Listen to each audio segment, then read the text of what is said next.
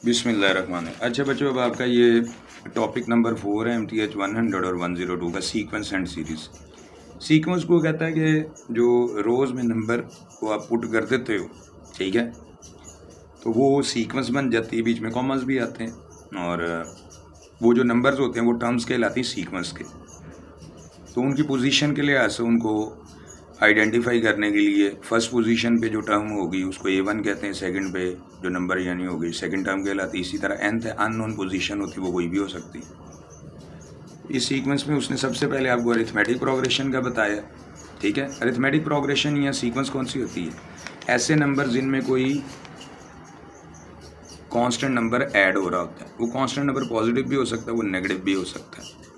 जिस तरह यहाँ पर 1500 ऐड हो रहा है, ये पहली पोजीशन पे, तो ये फर्स्ट टर्म है, ये सेकंड। तो वो कहता है कि आप ये मालूम करो कि 16 पोजीशन पे कौन सी टर्म होगी। अब आपकी ये उसने आपको दिया है,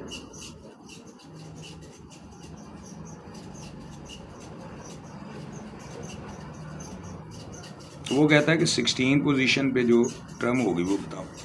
तो फर्स्ट पोजीशन पे क्या है ये, और कॉमन डिफरेंस कैसे आता है? किसी भी टर्म में से माइनस कर लो पिछली टर्म को, 3000 में से माइनस कर लो 1500 को, तो ये कॉमन डिफरेंस आपका आ जाएगा, ठीक है।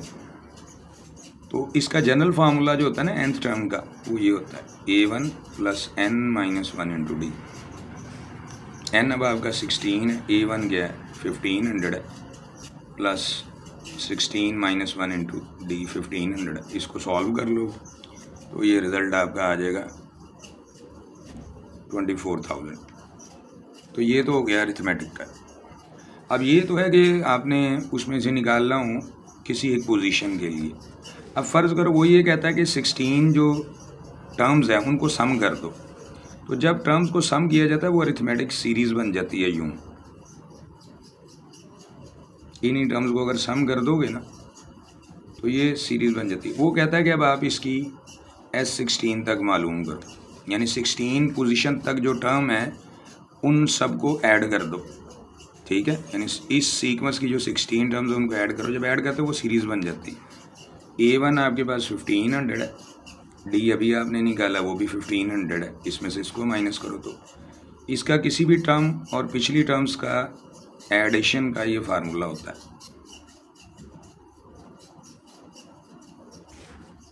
n आपका 16 है, तो 16/2 2 × 1500 है, प्लस 16 - 1 × d है 1500। इसको हल कर लो आप, ठीक।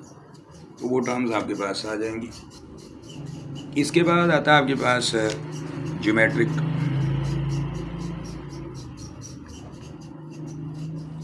सीक्वेंस। क्या होती है?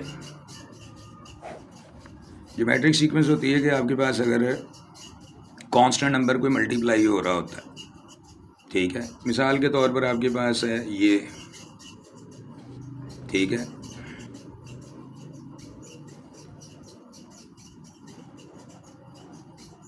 इस तरह ये नंबर चल रहे हैं, ठीक है। और वो आपसे कहता है 10th जो है ना टर्म मालूम करो। तो पहले तो ये देखो ये है कौन सी सीक्वेंस, ठीक है। तो सीक्वेंस देखोगे तो इसमें कोई कांस्टेंट नंबर ऐड तो नहीं हो रहा ना, ठीक है, अब माइनस हो रहा है।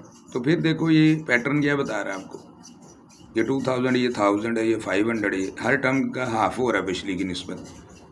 फर्स्ट टर्म यहाँ पर ये, तो जब आपके पास डिफरेंस तो कॉमन नहीं ना आ रहा है, इसमें से इसको माइनस करोगे -1000, इसमें से इसको -500, इसमें से -2, इसका मैं डिफरेंस कोई कांस्टेंट नहीं। जबकि आपको ये नज़र आ रहा है कि हर टर्म जो है आगे जाके हाफ हो रही है। तो इसका मतलब क्या है, किसी भी टर्म को अगर आप पिछली पे डिवाइड कर देते हो यूँ, ठीक है, तो ये 1/2 आंसर आ जाएगा, ठीक है। तो जब रेशो कॉमन हो, ठीक है, यानी कॉमन मल्टीप्लायर हो, जिस तरह 1/2 से मल्टीप्लाई कर रहे हैं, 2 भी हो सकता है, वो मसला नहीं, तो हम कहते हैं ये ज्योमेट्रिक सीक्वेंस है। और ज्योमेट्रिक सीक्वेंस की कोई भी टर्म मालूम करने का ये फार्मूला होता है A1 r⁻n-1। n की वैल्यू 10 है, ये 2000 है, r आपके पास 1/2 है, इसमें 10 - 1, इसको हल कर लोगे आप, यानी 2000 × 1/2⁹ ठीक है। और अगर अब आप इनको सम कर देते हो इन्हीं टर्म्स को आप सम कर दो और फिर आपसे वो कहता है कि आप 16 टर्म तक का सम निकाल लो। ठीक है, तो फिर इसके लिए फार्मूला, ये सीरीज़ बन गई है, इसका फार्मूला ये होता है a into 1 minus r raise to power n divided by 1 minus r. ये यूज़ किया जाता है जब r मॉड यानी लेस देन 1 होता है।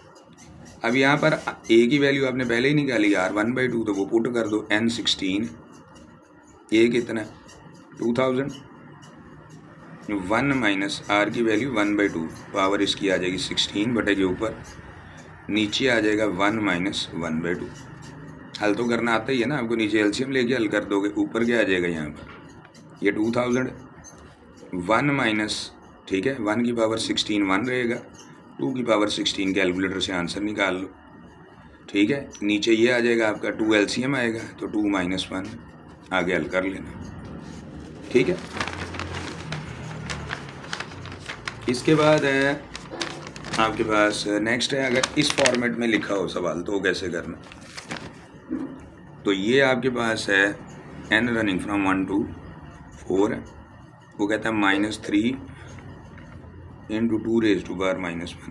तो ये असल में है क्या, अगर इसको एक्सपेंड करोगे ना, इसका मतलब क्या है कि n की वैल्यू 1 2 3 4 आपने पुट करनी हो, और इसका मतलब प्लस होता है, मतलब n की पहली वैल्यू पुट करो यहाँ पर -3 2 रेज़ टू पावर 1 - 1, फिर अगली वैल्यू जो है 2 पुट करने से पहले इस समेशन की वजह से प्लस आ जाएगा, फिर अगली वैल्यू पुट कर लो 2 - 1, पहले n की जगह 1 पुट किया, फिर अगली वैल्यू 2 पुट करने से पहले प्लस किया इसकी वजह से, फिर अगली वैल्यू 3 है, वो पुट करने से पहले क्या करोगे, प्लस कर लोगे, ये आ गया, और इसी तरह आखिरी वैल्यू पुट करने से पहले फिर प्लस लगा लोगे।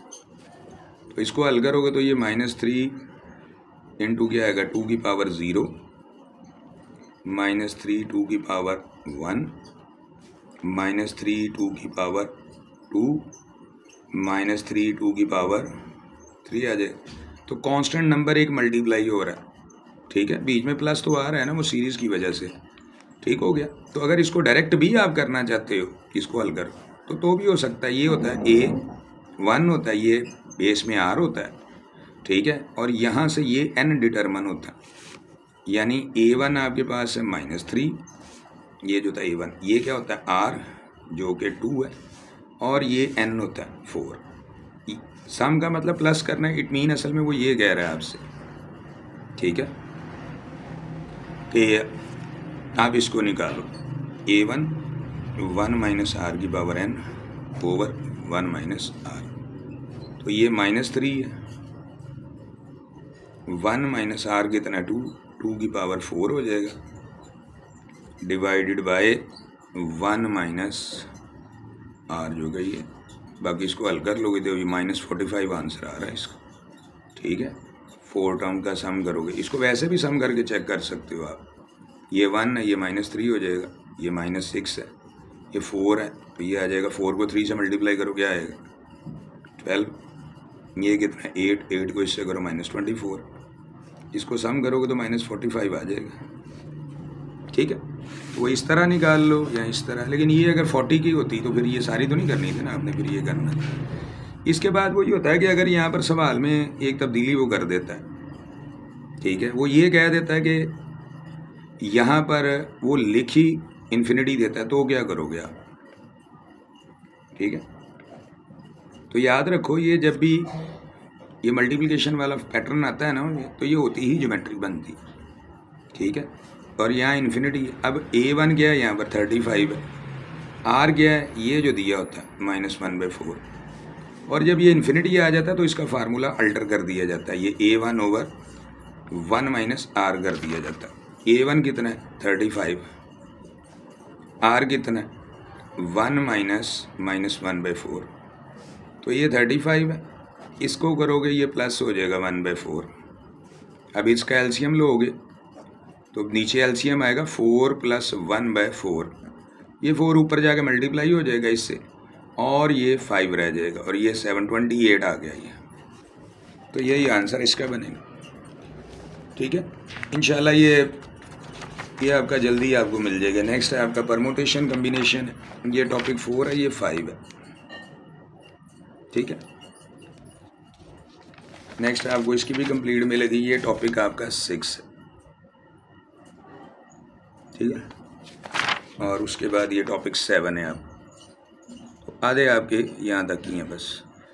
इसके अलावा बेटे आप लोगों के लिए जो है ना ये वेबसाइट, ठीक है, इसमें ईमेल के ऊपर आपको एक्सेस मिलेगी। इसमें तमाम नोट्स पड़े हुए हैं जिसमें short question, long question, MCQs, numericals हैं और मेगा फाइल्स हैं, ठीक है। मेगा फाइल जो पास पेपर्स हैं उसका है। उसके अलावा जो प्रीवियस जितने भी क्विज़ेज़ हैं या असाइनमेंट्स हैं उनके सोल्यूशन मौजूद हैं ताकि आने वाले आप कर सको। इसके अलावा इसमें ना AI चैट बोर्ड्स हैं, थ्रेडिकुलर इमेज वाले, उसमें वो LMS में जब आपका आता है ना हैंडलिंग, अगर आपने असाइनमेंट्स के सोल्यूशन निकालने हैं या क्विज़ेज़ के सोल्यूशन निकालने उसने आपको दे देने हैं, ठीक है। और फिर ये कोचिंग क्लासेस के लिए जो है ना ऑनलाइन एकेडमी, ये इसमें जूम या गूगल मीट पे क्लासेस होती हैं। इसमें BS मैथमेटिक्स है, CS है, सॉफ्टवेयर इंजीनियर और IT करवाई जाती हैं। इसमें बॉयज़ और गर्ल्स के व्हाट्सएप ग्रुप्स बने हुए हैं।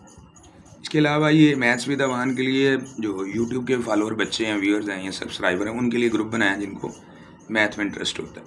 अब ये आपका BS मैथ्स और इसमें स्टैट्स में टोटल 36 ये हैं और इसमें कुछ मिला के 50 के करीब कोर्स हैं, ठीक है, जिसकी पूरी प्लेलिस्ट इंशाल्लाह आपको मिलेगी। ये दोनों नंबर्स हैं, इसमें कोई प्रॉब्लम हो तो वो पूछ सकते हैं। दूसरा है कि वो वेट ये आहिस्ता आहिस्ता ही होता है, मुकम्मल क्वालिटी चाहिए होती है बेटे, ठीक है। बाकी जिसको इंटरेस्ट है, नॉलेज है, से 75% तो वो बच्चे होते हैं जिनको डिग्री से होता है, 25% होते हैं VU में जिनको नॉलेज से इंटरेस्ट होता है, तो वो फिर जब ज्वाइन करते हैं, क्योंकि फाइनली तो आपको किसी न किसी से कंसल्ट करना पड़ता है। ठीक हो गया, गॉड ब्लेस यू।